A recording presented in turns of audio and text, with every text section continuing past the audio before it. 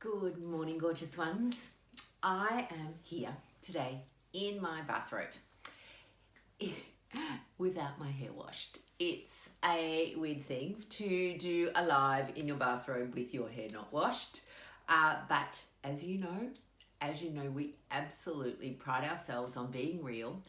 And there's a reason that I'm in my bathrobe, and that reason is I'm about to go to hydrotherapy, which is something I have just started back at and absolutely critical really for my health and well-being.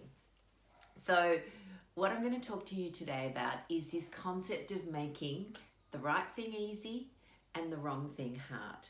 Now, this was a concept, for those of you who have followed me for a while, you'll know that I first heard this idea from a horse trainer. We had a little naughty white pony who used to rear with my then 11-year-old on her.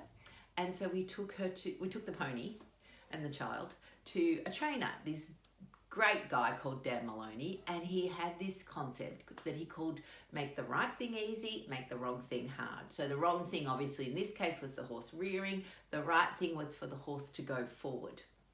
Anyway, blah, blah, blah. Fast forward not very long and it worked. So I have kept those words with me for a long time. So in this case, for me, the right thing is to go to hydro. The wrong thing, and I use those words lightly because, as you know, we don't subscribe to using judgmental language. But so I'm using them lightly. But the wrong thing for me is to not go to hydro. Now, as a doctor, I know that hydrotherapy is very good for me. It has taken me a long time to get back into it because of the stories that were in my head. So the stories that were in my head went like this. Oh, hydrotherapy, you're going to have to wash your hair. Oh, hydrotherapy, you're going to have to have a shower in those public showers. They're horrible. There's bits of toilet paper on the floor and there's hair clogging the drain. Oh, hydrotherapy, you haven't got time for that. These were the stories that were keeping me stuck. However, I've since changed them. Hydrotherapy. I don't have to have a shower there because what I now do is I wear my bathrobe. I get out of my car. I'm in my bathrobe. I've got my bathers on underneath. And I just get out of the car, go to the pool, whip off my dressing gown / bathrobe, hop in, hop back out, put on my bathrobe and toddle back out. I don't need to go near the showers. I have made it easy. So the objection that was in my brain no longer exists. I go in, at first I kept thinking, I can't go in my dressing gown. And then I thought, you know what, I go in, I look like Rocky. Dong, dong, dong, dong, dong, dong, dong. I can go in, I can do whatever I want. I am the boss of me. No, I don't use sauna, Jill, at this stage. Two things. One, my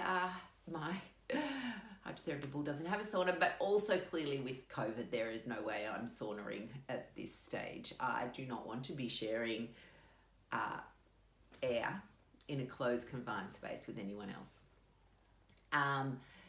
The hydro has been very good for me. It is very good for my brain. It is very good for making me feel that I'm doing something. Now, I think the other thing that's probably popped into that, and this is the thing, right?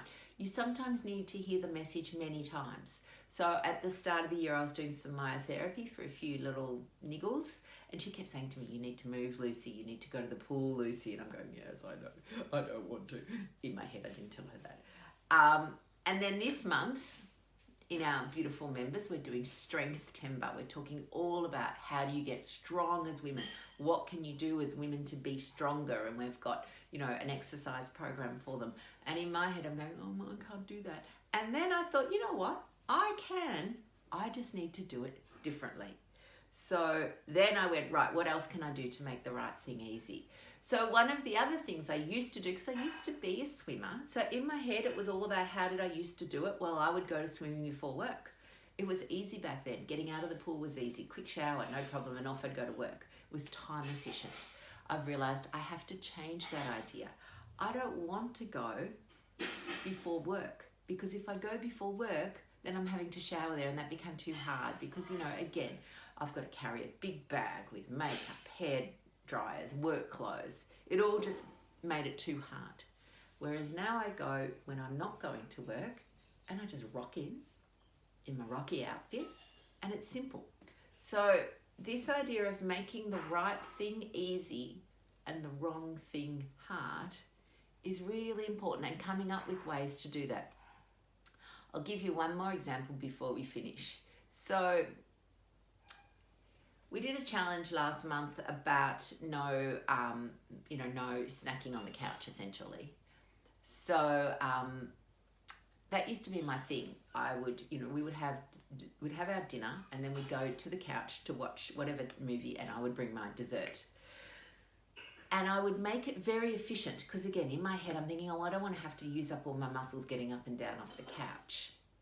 So what I would do is I would bring the bowl of berries, and then I'd bring my block of chocolate, because, in my head that saved my energy. And then I changed my thoughts about that. And you know what? I thought, well, if I'm so desperate or so in need of this dessert or this chocolate, then I can get up off the couch to do it. Ooh. I don't know if you heard my door open then, but that's a cat who's just decided to stroll on in. So now what I do is I have my dinner. We go and sit on the couch. I don't take anything with me. Because sometimes what happens is my head goes, oh, I wouldn't mind a few raspberries and cream. And then my body goes, you can't be bothered to get up. And if I can't be bothered to get up, then clearly I didn't really want it. If it was already there, I'd have it. So just putting in a little barrier can make the right thing easy and the wrong thing hard. It's like the Lindt chocolate. I'd go, I'll start with 2 squares, and then I'd put it in the cupboard, and then I'd start saying to myself, but what if you want 4 squares? Maybe just take it with you, then you don't have to get up again. So then I'd have 4 squares, or sometimes 6 squares, because it was easy. It was just sitting there. When I put it in the cupboard, my brain goes, well, you're all comfy now. Because I'm sitting up on the couch I've got winter, I've got my rug thing on, I've got my hoodie, I've got my crochet going, and I kind of go, I don't want to upset all of this just to go and get a bit of chocolate. So it made it much easier to do the right thing. So that's today's little challenge for you, lovelies. I would like you to be thinking, is there something in your life that you can make easier to do? Wear your bathrobe to your pool session. Is there something that you can make harder to do? I know a good one. I haven't managed to get to this yet, but I do know that people who are constantly touching the snooze put their phone out of reach so that they are, they have to get up to turn it off. So that's another example. The wrong thing being just pressing snooze 50 times lying in bed. The right thing being getting up. So you make the wrong thing lying in bed harder, because you already then have to get up to go and turn your phone off. Beautiful examples. Have a think of those today. If you do think of something that you can think of, pop it in the chat below, share it, put it on the page, the group, whatever, because we can all work together to make the right thing easy and the wrong thing hard. All right, lovelies, I'm off. Go and, work my muscles, and I'll see you tomorrow. Bye, darlings.